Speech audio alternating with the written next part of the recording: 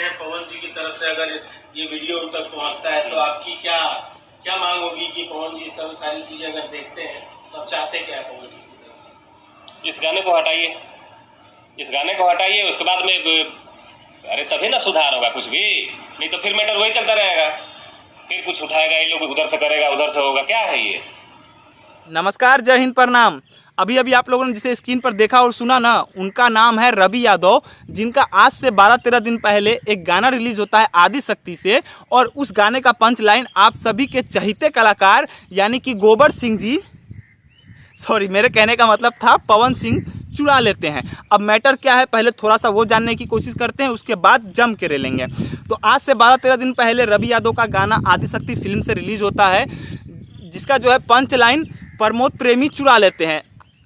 रवि यादव का गाना 13 दिन पहले रिलीज़ होता है और इसके 5-6 दिन बाद जो है प्रमोद प्रेमी का गाना आता है, जिसका पंच लाइन जो है प्रमोद प्रेमी के राइटर चुरा लेते हैं। उसके बाद आज से ठीक 4 दिन पहले पवन सिंह का एक गाना आता है DRS म्यूजिक से, जिसके राइटर भी ना रवि यादव का पंच लाइन चुरा लेते हैं। अब यहाँ पर मैं गलती पवन सिंह या फिर प्रमोद प्रेमी की बिल्कुल भी नहीं दूंगा। यहाँ पर गलती है उन 2 कोड़ी के राइटरों की, जिनके गांड में कलम चलाने की औकात तो होती नहीं है और खुद को प्रिंसिपल समझते हैं।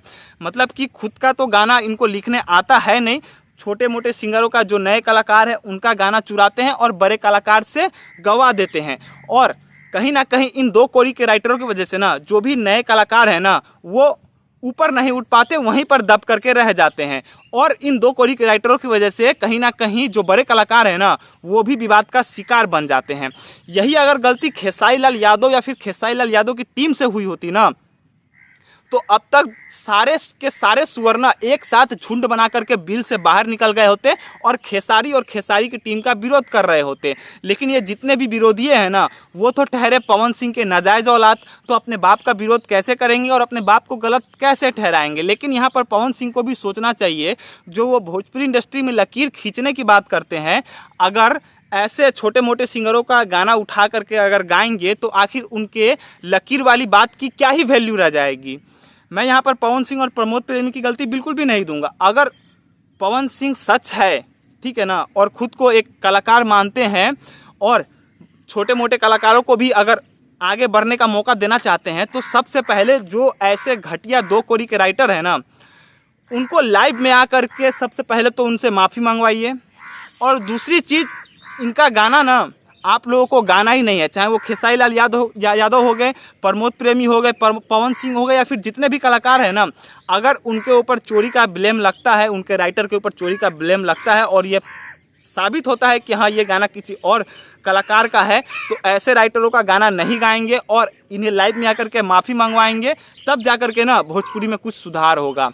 वरना ऐसे ही ये लोग जो है किसी का भी गाना चुरा करके किसी भी बड़े कलाकार से गवा देंगे और जब पकड़े जाएंगे तो मतलब कि गाना लीक हो गया, तो है ये हो गया वो हो गया, इस तरीके का जो ना मतलब ये लोग बयानबाजी करेंगे। तो इस तरीके से भोजपुरी में कभी भी सुधार नहीं होने वाला है।